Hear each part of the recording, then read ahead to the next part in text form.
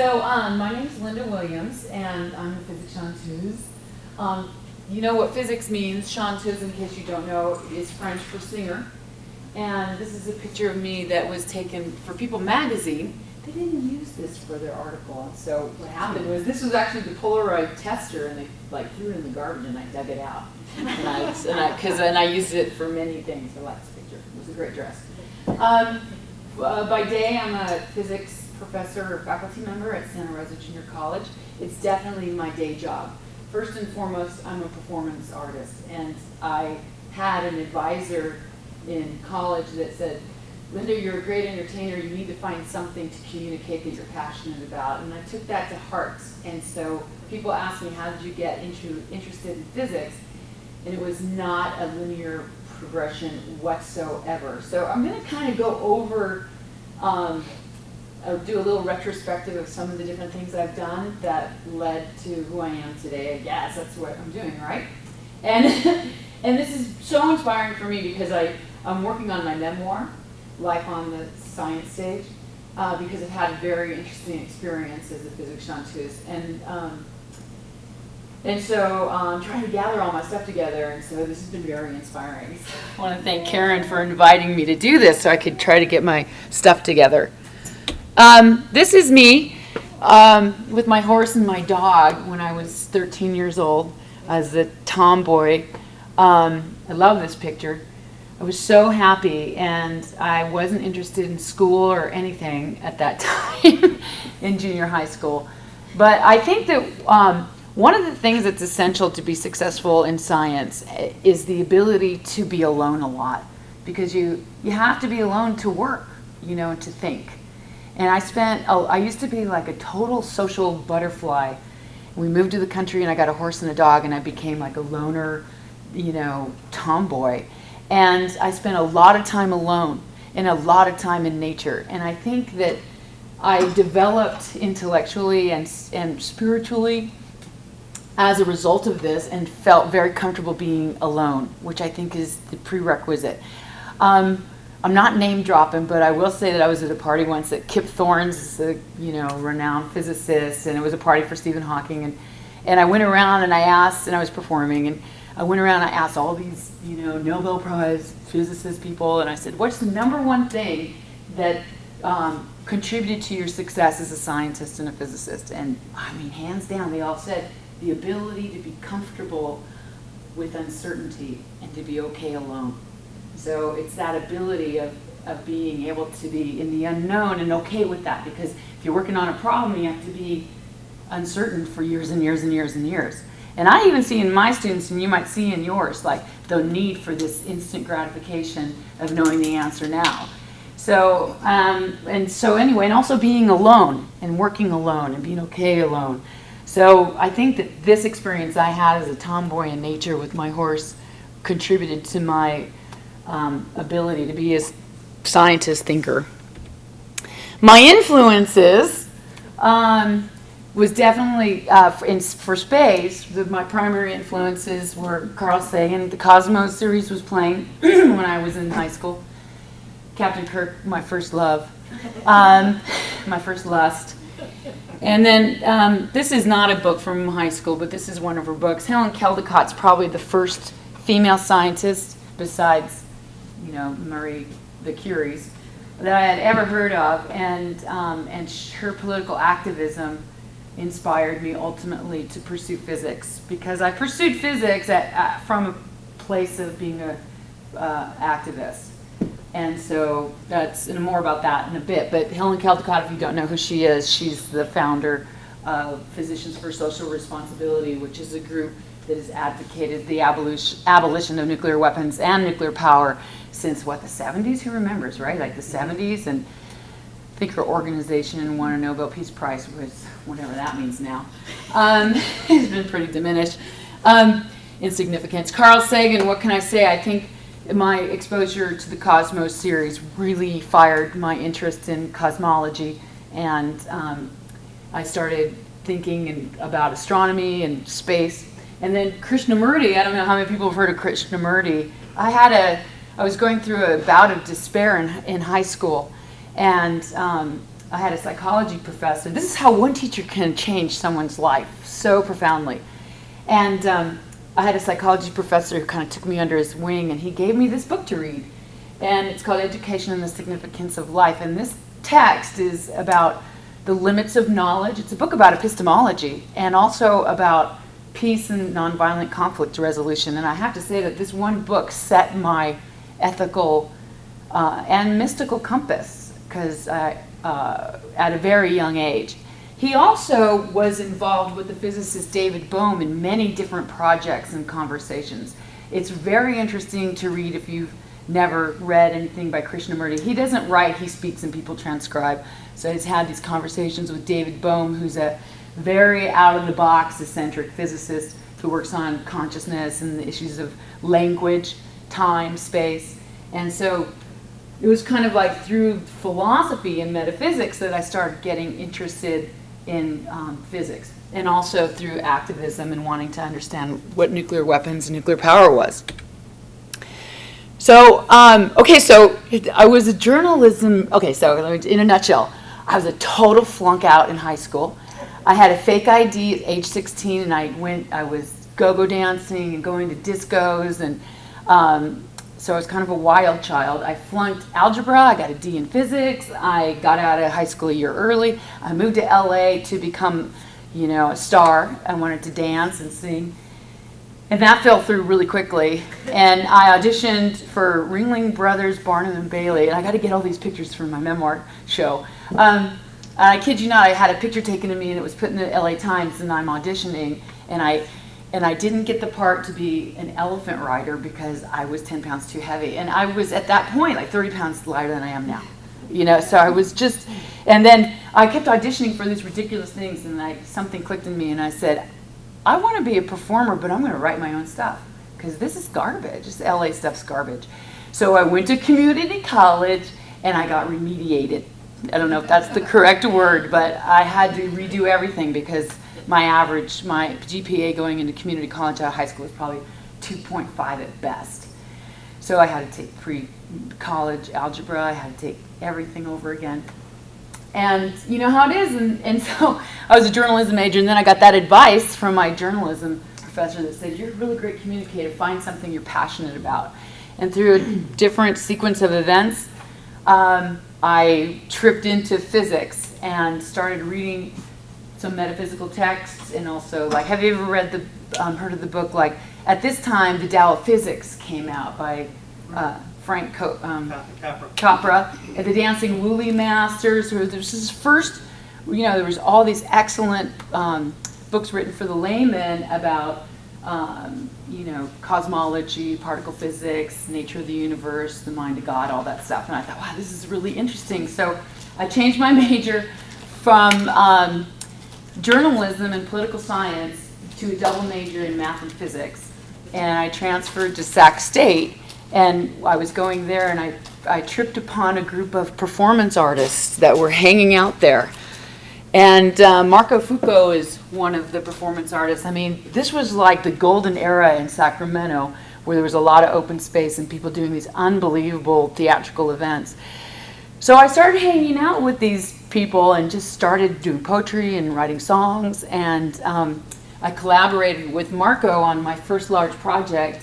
My first project ever. It was a musical video opera where we used large-scale projection. So this is 1987, which is, long before some of you were born. And so what he built, here's me with conical breasts, a conical bra long before Madonna had hers, I might add. And so here I am as the birth of Venus. So this musical opera, was about technology merging with Venus and giving birth to a new era of peace and intelligence. So, it was very eccentric and weird, and I was just going along with it because these all were people with MFAs and BFAs, and they knew the whole art speak, and I was just the dancing, singing science girl. And so there's just some imagery from that. So that was the birth of Venus. We actually got a grant. So we got a $1,000 grant from Sacramento Commission of Art. And we also used the cable. I got certified at the cable, community cable access, so I started learning video production through community cable access, which we all need to support in our communities, by the way. So that was a huge inspiration for me. Then I did another show. Okay, now I start blending my interest in science with my performance. And so this next show, I was actually go-go dancing at a club, which doesn't mean I'm a stripper. It means you're on a box and you're dancing, right? And so the owner, Terry White, he said to me, he goes, "Why don't you do a show, Lynda?" I mean, it's just, his generosity. He said, "Why don't you do a show?" So I came up with the show idea. It was called The Go-Go Show. Dr. Zeroid, a brilliant but crazed physicist, is about to unveil her new invention, the gravikinetic quantum modulator machine, a device that opens a time portal in the fabric of space-time so that dancing go-go gods could come through it. So we had like 5 different go-go gods, and the idea was this, that all of dance was introduced by Dr. Zeroid because she beamed these gods, aliens, into the past and introduced the dances. So, we had here's the go-go dancer from the 60s, and here's the Egyptian moo dancers, and then I was the go-go dancer of the future who was going to be, it's always bringing peace and love and intelligence, right? It's kind of a theme I have. I was also experimenting with making art pieces, wearable jewelry. So I haven't done it in a long time. So when I was sitting in electronics lab, I looked at the electronic pieces and I said, wow, these are beautiful little pieces for making art and jewelry. So I designed a whole collection made out of electronic parts called tachyons. Now tachyons, okay, this is high concept. A tachyon particle, it's actually spelled Tachyons. It's a hypothetical particle that always travels faster than the speed of light. Okay, so it hasn't never been shown to exist. So these are tachyons because the speed of light just isn't fast enough. I wrote a whole paper on it. It's Dr. Zeroid. I'm still using the Dr. Zeroid. It's sort of a pseudonym for myself. And this is a doing doing. And I forgot to bring my doing doing, but you can pump it like this on I usually put them on my hat. And I have earrings on right now, and they have LEDs. So people come up and they ask, okay, here's the whole interactive part. So usually someone will come up and they say, does the light go off? And I say, it's going off. It's just too fast for you to see because they're tachyons. Concept. So, I mean, I had headgear. Actually, there's a whole spread in, God, what's the name of that? Pre-Wired, there was Mondo 2000. Who remembers the magazine Mondo 2000? I had a huge spread where I had breastplates all made out of circuit chips and stuff, and got into that for a while. Then I took my act on the road. And my girlfriend and I, Pamela Consulo, traveled through Europe. This is in 1988, the year before the wall fell. We're going to Berlin, where our friend from the States was having a performance festival at Gallery Soda Do. And so we landed in France, and then we street performed all the way through Belgium, Amsterdam, and then drove to Berlin and stayed there for like a month, street performing. There's a picture of us. It was pretty incredible because all we brought was a boom box and we had a soundtrack. And I don't have this to perform for you today. I'm sorry. I need to, like I said, I'm pulling all this together. So you can, friend me on Facebook and I'll let you know when I get it online. I have a YouTube channel too. I'll show you. I'm getting this all together. So anyway, so the Unilong means one language, and the basic idea is that in the end we're all going to speak Unilong. So what was great about the performance piece was that we didn't speak any foreign languages, but we would speak Unilong, which was gibberish. So everywhere we'd go, we'd be like, and so anyway, but we started off in the street with our boom box doing this performance piece, and ended up at a theater space in Berlin at Einsteins Kino doing 2 nights of performance. I was able to use their editing suite. I was able to whip together video on the spot. And this is a conversation Karen and I were talking about earlier, like this ability to be a migratory artist where you just show up somewhere and be able to put a show on in the barn and use their facilities is something that's not really accessible anymore because everyone's booking so far in advance. And it's sad. I think so. Here's some more pictures. Then I went the next year and was there when the wall fell. And there I am taking pictures. And so here I am with some Dirk Brockman's a quite successful photographer based in Belgium. And we were traveling together. And I was his muse. So that was, here I am, jumping around. Then I came back and I got a job at the San Francisco Art Institute. This is how, okay, so I had my bachelor's in math, and I only had a minor in physics because I got burned out and I wanted to do performance. So then I went to Berlin and I come to San Francisco, and a friend of mine says, there's a job in the San Francisco Art Institute as the assistant manager of the new genre department, which is their multimedia department.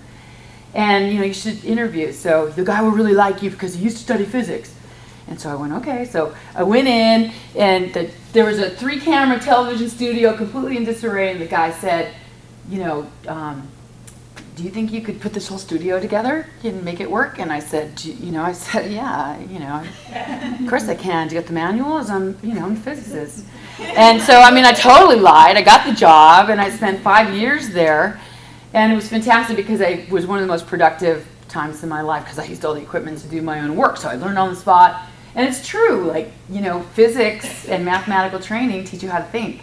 So, you can learn to think. So one of the first shows we did with some collaborators was Dr. Cyberstein, and this is an interactive, binaural, immersive film that we shot. Dr. Cyberstein is a neuroscientist who's brilliant but crazed, and she wants to transport her consciousness into cyberspace, but her idiot savant Igor does it instead, and wreaks havoc on the internet. Well, back then we didn't know what to call it, right? So this is like '92, so I think we called it, it was called the net, or we called it cyberspace, right?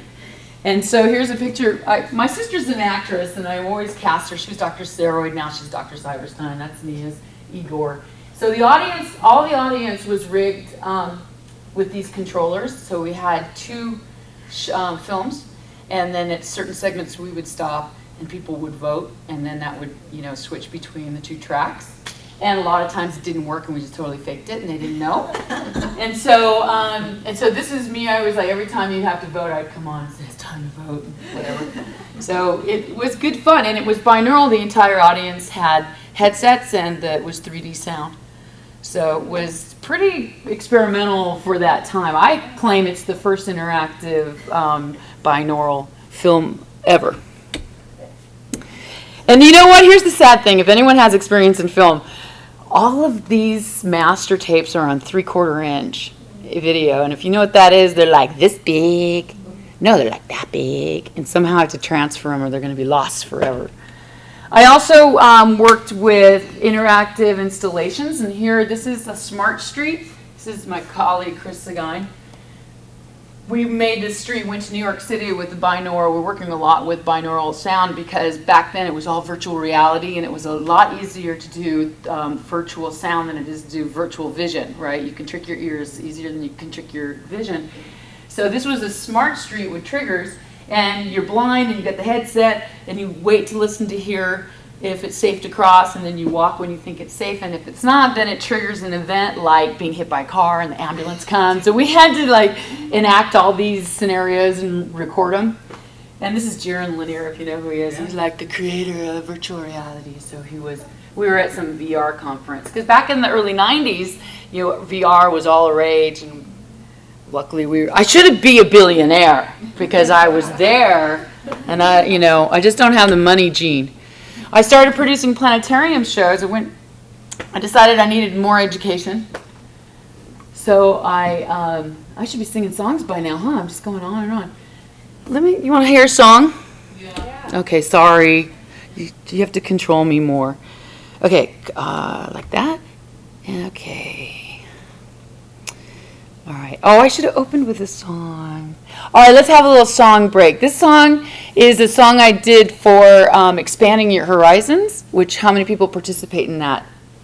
Yeah, of course you do. You're the chemistry ladies. Expanding Your Horizons is a wonderful once-a-year event. It's a 1 day per year. It's a workshop for middle school girls. And so this is a little history of so I often speak at these events, and I'll ask let me ask you guys, how many famous women scientists can you name? Let's have some I've been talking too long. Name me a woman scientist, dead or alive, who's famous, like an Einstein. I was going to say Barbara McClintock. Absolutely, Barbara McClintock. Good. May Jemison. Who? May Jemison. May Jemison. Who is that? Astronaut. She's an astronaut. I know exactly who she is. She's in my film. You're gonna say someone else. Jackie Martin. Jackie Martin. Jackie Martin. Who? I said Carmen Moore. Yay. Okay, see, but when you go to a general audience, people can usually name Marie Curie, and that's it. Maybe Nicole Pop, but it's so anyway. So I made this. So then I do this because this is not. You may see some of your favorite female scientists here, but it's not all inclusive. And I have the soundtrack on here and my vocals recorded. I'll just sing on top of it. Ooh, I haven't been using this at all. Checkity check. So this is a brief history of women in science and technology.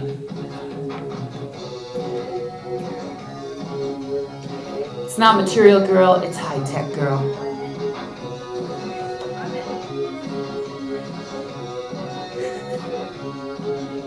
Some boys kiss me, some boys hug me.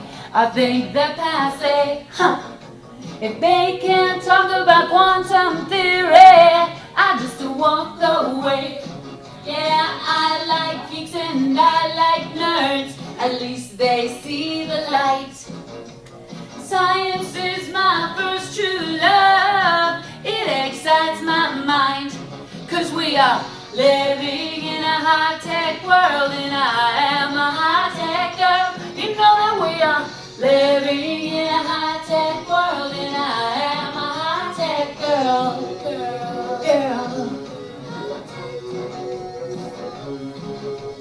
I like physics and mathematics. I think they are great. I can calculate cross-sections and decay rates. Yeah, I like playing with computers. I like crunching code.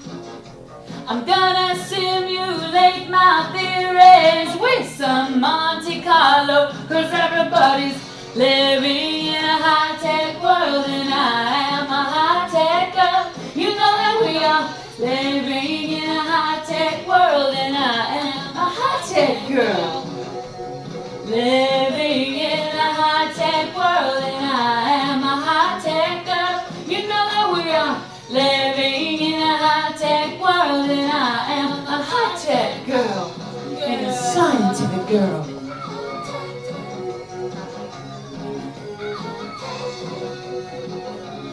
How many high-tech girls do we have in the audience today? Right on, you too, brother. You boys need to be high-tech girls too. We're living in a high-tech world. You gotta be a high-tech girl, 'cause boys will come and boys will go, and that's alright, you see. I'm too busy making 10 yet to have a family. 'Cause everybody's living in a high-tech world, and I am a high-tech girl. You know that we are living in a high-tech world, and I am a high-tech girl. Living in a high-tech world. You gotta be a high-tech girl.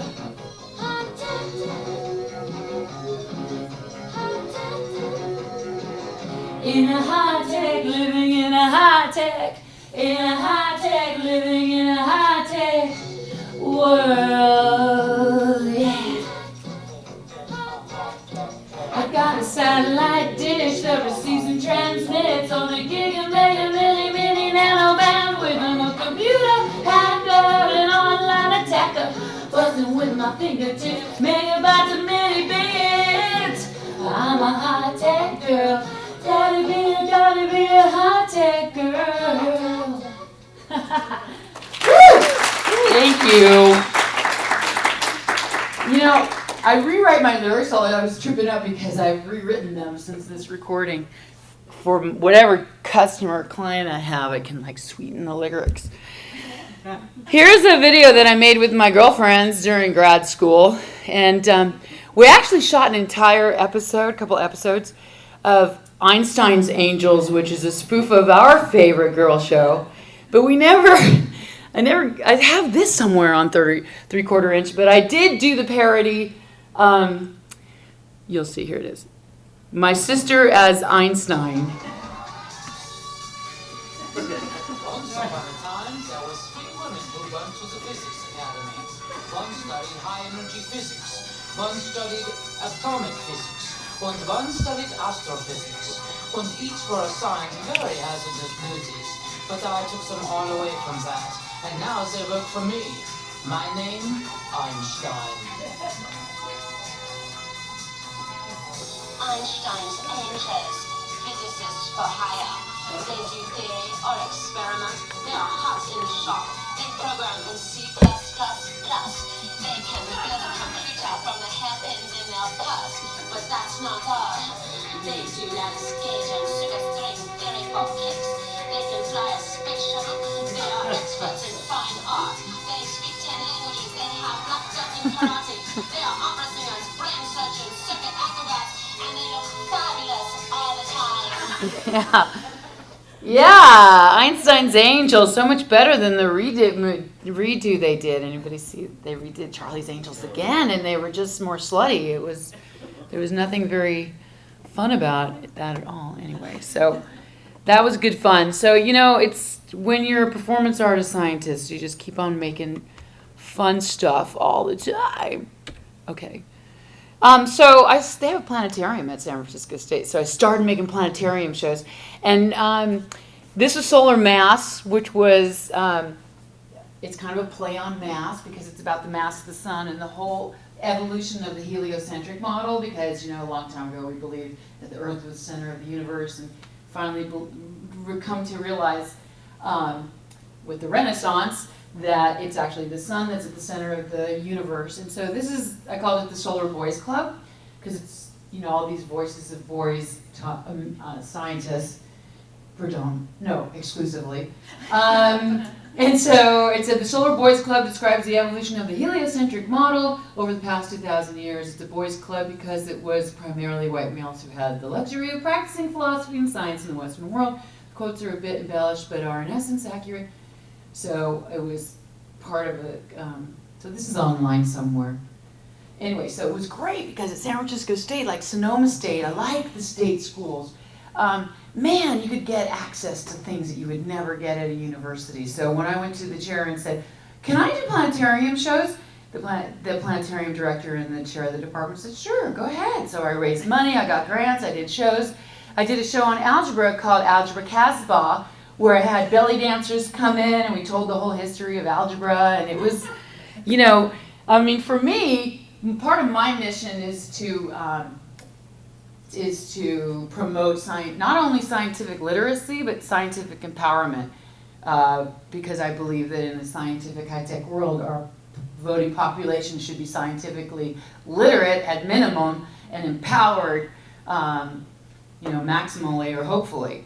So the idea is to have as many kind of different shows or ways of presenting scientific information in a fun, non-intimidating way that also gets you thinking politically, culturally, philosophically, many different modalities of learning instead of just all the time, science is great because that's what, NASA does and what the Discovery Channel does. It's always this, science is so great and will always make the world better. And so when you put science in a context where you're critical of it or making fun of it, or, but also enthralled with it and empowering people, it's a whole different paradigm shift. I hate that term, paradigm shift. Yeah, when you put on a skimpy little outfit, and then that shifts everything. So I started doing cabaret shows where I would, like what I'm doing now, except in a skimpier outfit. So my first cabaret show, this shifted everything for me. This was my paradigm shift. I started doing one-woman shows, large screen video projection behind me, musical accompaniment, my own videos, and so I sing and talk. So the trick about doing science theater, if you're into it, is exposition, because you have to have some kind of device or mechanism to do the explaining to bring the scientifically illiterate audience up to speed so you can explain the joke, right? So if you've seen Copenhagen, how many people saw the play Copenhagen?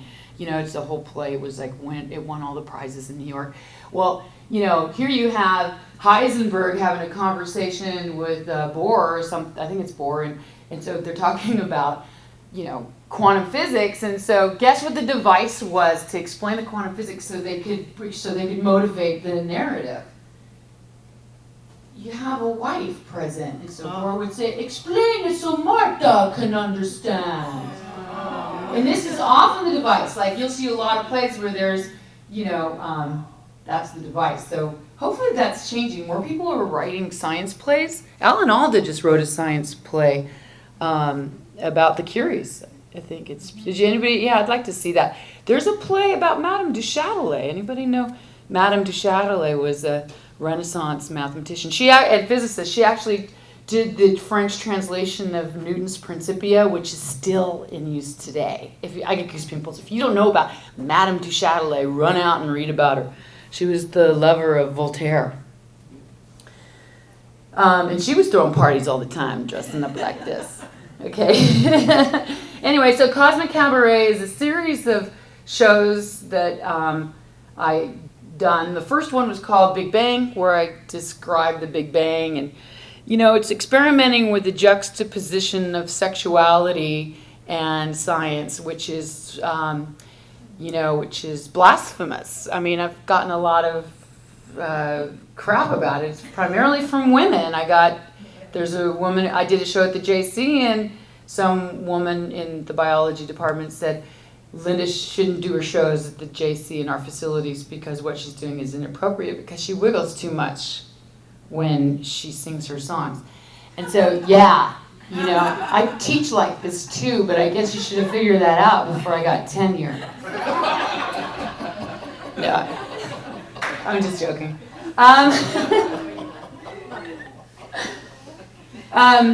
Okay, so here's like an image of one of my shows. Huh? Go, Lynda! Yeah, right on. So, here's an image of a cabaret. So my favorite thing is to be the hostess and have other science artists come in. So at San Francisco State, I had this planetarium I was doing at my disposal, and I was doing shows all the time and having other artists come in. This is my one of my friends, Joel Martin Cohen. His character there is called Computer Man, and that's a remote-controlled keyboard where he's controlling music and singing songs like Bit by Bit on the Serial Bus. Fun stuff. We did one on, here's Trip Hop. It was all about space-time. There I am beaming myself into, we called it then hyperspace. And so then I did Black Hole Disco, which was a whole show on, I think I have this one I can sing for you, Black Hole Disco. So let me see if I have that if I have that song for you guys. A couple years ago, I got invited to perform at Kip Thorne's. Yeah, I got it. Okay. Kip Thorne, he's a physicist. He's a contemporary of Stephen Hawking. They're best friends. He works on black holes and time warps and space travel. He had a 60th birthday party, and I was invited by the people at Caltech to come down and perform. So I had to do this whole show on Kip Thorne and black holes and stuff like that. So one of the songs I did was, I'll play a little bit. I don't have to do the whole song. It goes on forever. It's really hard to sing. So I love doing parodies because they're good for performing and they're easy to do because you don't have to write the music. And this is a sing-along. I'll just do a little bit. I think you'll recognize the music. Science fact, and it's a sing-along. Fiction.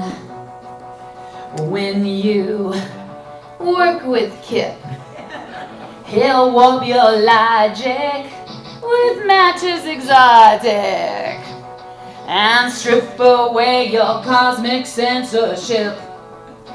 Jumping into wormholes, hyperspace tunnels, building an Einstein-Rosen bridge made of exotic matter, made up of negative energy. Come on! There you go, there it is. Let's do the time warp with Kip. You don't need a spaceship. Oh, I'm blowing it out, aren't I? Hello? Nice, take a time trip with Kip. All you need is Einstein. You'll remember your future, riding on a close time like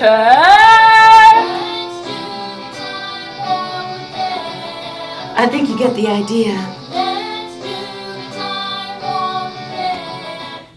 So you get the idea. Yay, good job, good job, good job. So that was a really great gig, and I'm looking here. Where we Did going? he love it? He loved it. He's like my biggest fan ever. And he got me a gig last year. I got to perform at Stephen Hawking's birthday party. In Andrew? No, it wasn't. He hangs out at Caltech in Pasadena all the time. No, this last one that was, I didn't get to go to that one. That was the 70th, so that was 10 years ago. So, and I don't know if you noticed, but actually the lyrics are all written at his, I have to study the backgrounds. I have to study the papers that are being written. If I'm hired to do a conference, which that's mostly what the Physics Chanteuse does. She's hired for a conference on the banquet entertainment, so I have to study the science and write witty repartee on a subject I know nothing about, and write custom songs. And so I love this gig because I really like learning more than I like teaching. And so I mean, it's a great way to keep learning about science and then be creative about it. And if I could do it full time, I would, but I'm not giving up my day job anytime soon. So anyway, so here is I did this show called Black Hole Disco based around, for the general public, based on what I did. But I do want to play a minute of this other song. You guys want to hear another song? Okay, hold on. Where's the... Okay, so Black Hole Disco is collaborated with a scientist who, when two compact massive objects collide in space, like neutron stars or black holes, they create very large gravity waves, which we should be able to detect on Earth. We currently have a large gravity observatory that is on Earth called LIGO. It's the Laser Interferometry Gravity Observatory or something like that. And half of it's in Seattle and the other half is in New Orleans, and they haven't measured anything yet. But when when two black holes collide, they create a gravitational wave, and if you transpose that wave into the audible range, it makes a chirp. And it sounds like this, whoop. And so the guy gave me some chirps, and I made a disco song out of it.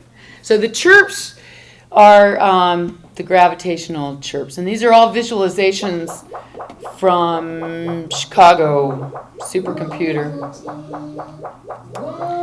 And which are beautiful. I mean, I love the scientific visualizations too. They're totally sexy.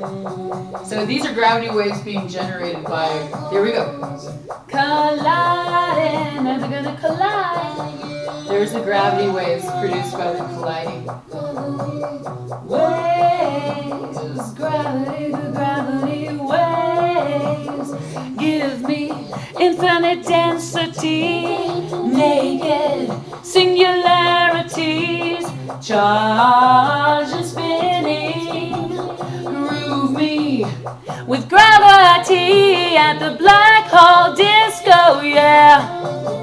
You'll never know where you go, no, but it will warm your mind, playing flippy floppy with your space and time, quantum wormhole, yeah, hyperspace tunnel, whoa, put your head into its mouth, instantly you will pop out into the black hole disco, yeah. You'll never know where you go, no, but it will warp, it will warp, it will warp your mind. Gravity waves. Thank you. 2003. How are we doing on time? When's this over? 1, okay, good. You have to go to class, though, right? Do you have any questions before you go? No, just thank you. You're welcome. Thanks for coming. All right. So this is my website. You're welcome to check it out. I have a couple more things I'll show you, and then we can take questions. When do you want me to quit? People probably have to get moving around one. What time is it now? It's 10 till. Okay, I'll do a couple more things. I'll just go through this real fast. So, so I have a website, of course, and it's terribly out of date, but I do have a YouTube channel and a blog, and you can check out. I have almost all my songs there for free. And some other projects I did was a cyber set. I'm going to put this online. These are 10 easy at your desk exercises that you can do. And then one of my greatest accomplishments or inventions is the particle of love called the Love-On. I was commissioned by a science radio show to write a song for Valentine's, so I came up with the love particle, which is the last song I'll sing. It's 90 seconds. It's always the song I close with because I want to spread the love around. So you can see, here's the bosons. These are the mediators of forces. These are the weak particles. This is the particle that mediates electromagnetism. It's the photon. And then the gluon makes the quarks stick together. So the love-on is what spreads the love.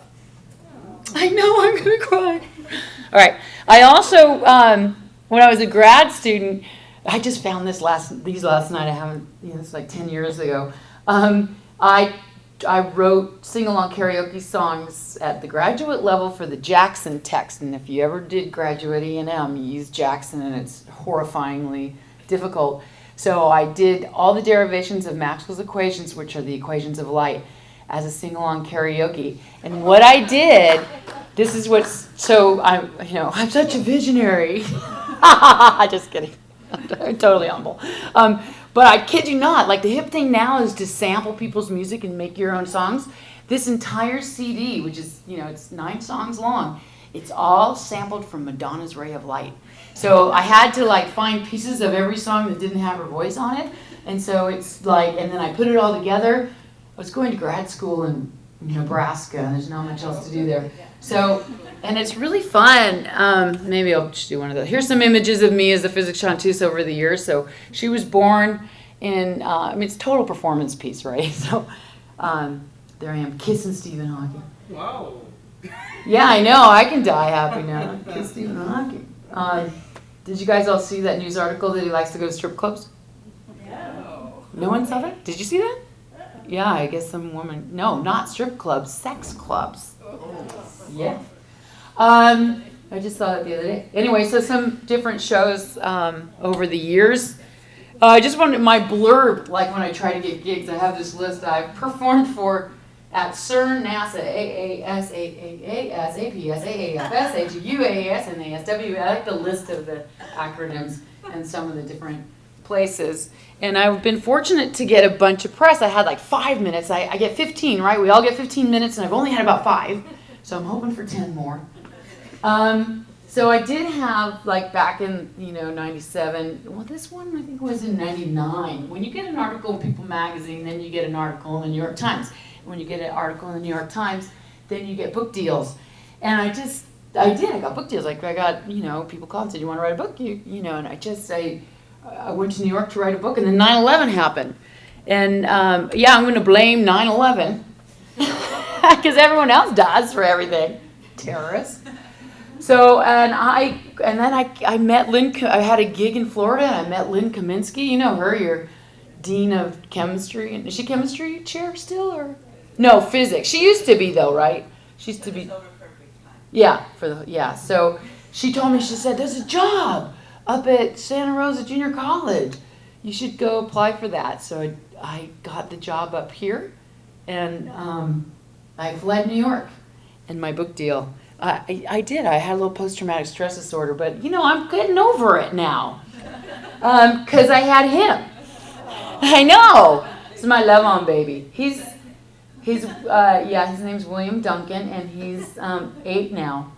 And so so my whole life changed because I went from being this bohemian physics chanteuse performance artist to being a mom and a full-time college teacher, and it's fun. But I'm starting, now that he's getting older, I'm starting to get a lot more gigs and perform more, and I'm really excited. I'm going to do my memoir book, and so I'm hoping for another 10 minutes of fame. I've been doing poop loads of shows over the years. These are all at the junior college. I've been primarily interested in the evolution of life and the preservation the environmental condition of life on Earth. I mean, really returning to my roots as an activist. And the last 2 years ago, I traveled around Europe a bit and doing Cosmic Cabaret Political Science, talking about how science is politicized and scientific empowerment and how important that is for the body politic. So I'm also active in non-proliferation of weapons in space. And so there I am standing. This is actually in the UK. At a protest, there's United States military bases in England, and English folks want them out. So I've also written on something I call space ecology, the final frontier of environmentalism, because we're trashing space. And I was lucky enough to perform for Helen Caldicott a couple years back, which was a huge thrill for me. And last year I did a tour of Hawaii speaking about nuclear power. So it's exciting. I'm kind of getting a new career as and getting more experience as the political activist and educator. And just last month, I was there speaking with a group of activists about the militarization of the Pacific, in particular missile defense and the weaponization of space. And and then I just got a grant from the American Physics Society to do, I have these cards in the back. This is a project I'm doing. I'm running a national physics song contest. And we have cash prizes, and we have different categories. You'd be surprised if you go to the website, physicsparody.com. There are thousands of parody songs on, there are tons of chemistry. You should see, I have a whole collection of chemistry, biology.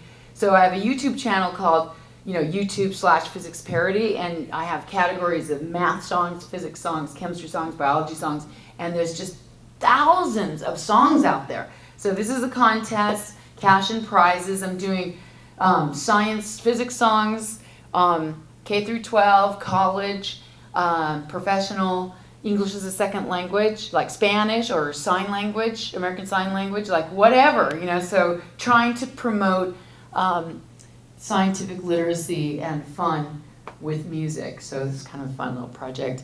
And that concludes that. So I'm going to sing my last song, my 90-second song for you guys. Okay? Do I have time for that? Yeah. Okay. Just checking in. Oh, I forgot to do my favorite one's forensic entomology, but okay, we don't have time. I got a gig for the American Academy of Forensic Science, and I spent a year studying forensic science, and it's so interesting. So you want to see, I'll show you a second of this because it's so good. And my sister made the video, and I did this at a big conference in Seattle, 3,000 forensic scientists in the audience. And this features some famous entomologist. I can't remember his name, but it's such a gross song. I love it. I'll just show you a second of it. If you have a corpse unidentified, rotting and liquefied, teeming with insect life, call the forensic entomologist. They can estimate the body's PMI through the stadium and stages of the blowfly population and the Coleoptera infestation of the cadaveric colonization of blowflies, spiders, beetles, mites, and lice. V-posited, egg-encrusted orifice, maggots swim in wound sites consuming rotting flesh. The examiner's gloved hand is thrust into this for squirming evidence of blowflies, spiders, beetles, mites, and life. Pupa, hatch, and fly, crawling, squirming, breeding, and burrowing. Medical, criminal, entomology, blowflies, spiders, beetles, mites, and lice. Sing along! Larvae, pupa, hatch, and fly, crawling, squirming, breeding, and burrowing. Medical, criminal, entomology. They got bugs on the brain. Yeah. Isn't that fun? I love that one so much. Okay. So, my final, you can see I have millions of songs. Okay, here we go. Love On.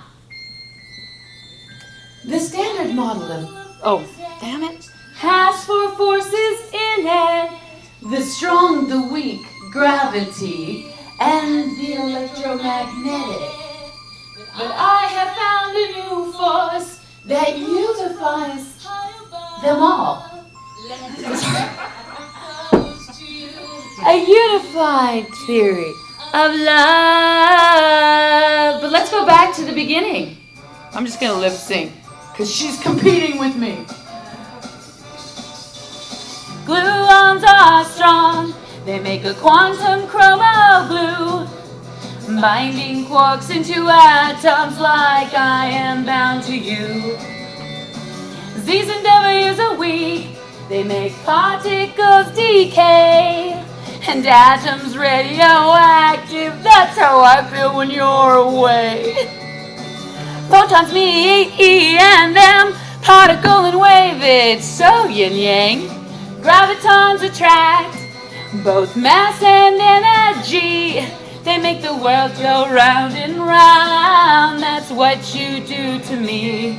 And so, I have found that mediates the force of love. But you can't measure it, you can only feel it, pulling on the super strings of your heart. We should add it to the standard model chart, the force that unifies us all in a unified field theory of love. Baby. Yeah, love on everybody. Spread them around. I keep rewriting all my songs. Sorry. Questions? I have a show next month at the United States Science and Engineering Festival. You know, the festival thing is blowing out of proportion. Every town's got a science festival. Did you guys participate in the Bay Area Science Festival? They call you and want you? Was that the one at the raceway? Yeah, exactly. They called the last minute and said, want to bring stuff to the raceway? They called the last minute. They called the last minute. I said, you know, you don't get me at the last minute.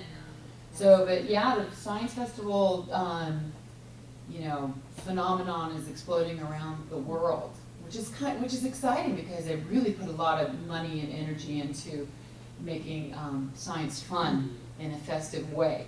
They also took over the Bay Area Science Festival took over the baseball stadium in San Francisco, and I performed right on first home plate. It was pretty exciting, but they had just so many, I mean, thousands of scientists doing demonstrations for people, and it was all free. So it was fun. So there's also the science cafe craze that's going on. What do you guys have in Katati? I know that we have Science Buzz and Sebastopol. Yeah, Sebastopol. Is that what? I thought there was something here too, like Cafe Scientifique or something. There's not a competing. There's just the one in Sebastopol. As far as I know, that was the only one I know. Yeah, that's a whole. Yeah, like once a month they have a scientist come and talk. There's one in San Francisco too. So, in case any of you want a second career as a science entertainer, there are venues. You know, just call me. I'll hook you up. Yeah. Can I ask about your day job? Sure. So when you're, you know, working with students in classes, do you incorporate this stuff? Or? You know, like I'm much more likely to do it for when I do conceptual physics, or but when I'm teaching calculus-based physics for engineers and physicists, I have enough difficulty maintaining a level. Okay, I'm just going to be frank. You know, I experience a lot of gender discrimination. I don't wear any makeup. I wear glasses and become as androgynous as humanly possible. I'm mean, as they say. I've become as mean as I become mean. I have, 120 18 to 23-year-old young men who treat me like I'm their mommy, and which means disrespect. And I'm exhausted. Like it's been, so. Sometimes I do, but I really feel it out because I don't want to, that's a place where I don't want to have any sexual energy whatsoever, is with my 18-year-old engineering boys. Right. And so, because I'm not interested at all. I mean, I can barely stand my own. I mean, the horrible thing is I deal with these boys all day and I have to go home and I have my poor sweet 8-year-old. I'm like my bucket is empty for compassion with the whiny boy. So, like, Mommy's been whined at all day. If you know what I mean. I know. You guys have young kids? Little kid, yeah. Yeah, so, but chemistry's got more women in it, doesn't it? It's more, We have two. oh, but I mean in your classes, isn't it more? So, We do, but the wine factor, I don't know if that. see, that's the thing, like, I'd like to do a paper, we should collaborate, you know, like the wine factor, because, like, my male, there's two of us, and one's a man, and so, you know, he's like, he doesn't understand what I'm talking about, but, you know, students don't whine to men like they whine to women, and I don't know if it's an age thing, because I'm old enough to be their mothers. So it's, yeah, I don't know, do you struggle with it? The wine thing is like, you know, it's constant, persistent, and so I have done less performance in the classroom as a result. I don't even talk about it. I don't talk about my private life. I don't, you know, they don't know anything about me. I wear a fake wedding ring because I'm not married, but I like do whatever I can, you know, I pretend I have a dog. No. So the gender discrimination thing is huge, alive and well, in my classroom with my male students and with my colleagues at every level, both from women and from men. So the more I sing and perform, the less seriously I'm taken. I go on committees, I'm not taken seriously. Like, you know, some of the more conservative women look at me and, you know, it's like, it's a non-stop thing. And so it's a burden it's a burden I bear. It's been a good, you know, lesson. Yeah. Well, in your day job, because you said a couple of times, I'm not going to give up my day job. What part of it is it the part that you really like that wants you to keep the day job? Okay. I really love teaching and being engaged in the process of explaining things and helping students understand things. I like that process a lot. I'd love to be an adjunct and teach part-time, you know.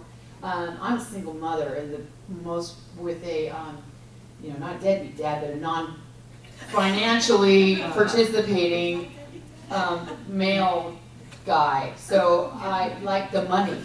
You know, I like the money. Before I had the child, I lived on a sailboat in San Francisco at Pier 39. I taught one class at San Francisco State, and I traveled around the world doing shows. And that was the bohemian lifestyle that was good for me. But having to deal with the bureaucracy and pettiness of an academic environment is very challenging for someone like me, because I'm very apt to just speak my mind. And, you know, I can't believe how conservative the junior college is. I'm sure it's not like that here at all. Yeah. So I've been reprimanded so many times. Like, I was literally told by a female dean, when I was telling her about some of the issues I was having. She's like, well, why don't you just try to, you know, behave differently? Why don't you just, you know, it was all my fault. And then I was told, you know, I'm never allowed to, once I swore in class, I never swear. I swore, I said, I'm not fucking paid enough to be treated like this. I said that to a male student who was disrespecting me. I got grievances, I was read the Riot Act, and I was told I was never allowed to swear in class again. I mean, you know, this is in my record. And I said, what do you mean swearing it? Do you mean like PG-13, or, you know, can I say, you know, ass when we're talking about a donkey? Or, I mean, it was so, and then, you know, you talk like, I know, I have female colleagues in liberal arts, every other word is that. You know, so it's like, it's complete discrimination because I'm supposed to be in a box, you know, because I'm a woman in you know, in a male-dominated field. It's bizarre, it's weird, I gotta write about it, you know. So, but I mean, Are you guys the same way? Yeah. The same way? Yeah. I mean, it's definitely gotten better, yeah. Is there like an online, I know I follow a women in philosophy blog. Is there something similar to that for women in the more harder sciences, so to speak? Well, there are committees. There's the Committee of Women in Astronomy, and there's the Committee for Women in Physics. There's committees that, Well, not committees, but just sort of like a fellowship, there must be. some sort of online community. I'm gonna start one. No, We'll sign up. yeah, you know, but it's like, it's funny because it's it's not only gender discrimination, there's also discrimination, I mean, there's discrimination everywhere. There's discrimination if you're a different type of person, or you're not, I'm not the sharpest tack in the pack. I have, I have a different, skill and sets to bring to the table. I'm a performance artist, okay? So, and then so there's a whole kinds of, issues with that. I'm just grateful I got tenure. And I can support my family, and I know I work really hard for my students, and they get to see a non-traditional, and my dean was this bitch, Dean is gone now, but she was saying, like, well, maybe you should have asked differently when the crackhead student, I had a student who was definitely on crystal meth, and he ran up and was like, don't you ever touch me, he was like raging at me. I put my hand up and I said, you need to leave now, you're not allowed to talk to me like this. And I got in trouble for putting my hand up. Oh, And so she said, maybe you could have asked him differently, like maybe you could have said, and I just was like, maybe you should just be grateful you have a dynamic, individual who's like successful in realms around the world that you don't even appreciate, and just, they get to see a different type of scientist. Why not celebrate that instead of trying to squash it? Yeah. So, do people at the JC celebrate or like or appreciate, or whatever the word would be, this other thing that you do? Some people do. Yeah. Because that's how you were referred to us. Yeah, so obviously, yes, there are people who definitely appreciate it. I'm just talking about who have power over my life, people. That's now we have Dean, she's fantastic, I adore her. You know how it is, I've had I have very, challenges with some male colleagues and stuff, and it's an ongoing battle for all women. But, I always say, like, why do you think there's no women in physics and engineering? Because the culture is just so, unfriendly in general, and it's really sad. And women need to, and it's funny because so many young women, I see them, I've tried to start women in science groups, and they're just, women don't see, these young women aren't savvy or don't see that this discrimination exists, and they just think I'm like a whiner, complainer, ole. And I'm like, yeah, you'll see. I don't really, but the back of my mind is saying, yeah, you'll see. But it's got to be true even in the philosophy. Because even in the male-dominated patriarchal world full of misogyny, it doesn't depend what your degree is. No offense, guys, I love you. But it's even more challenging when you tend to wiggle your hips a lot. So if you want to be politically radical, wiggle your hips when you're talking about science.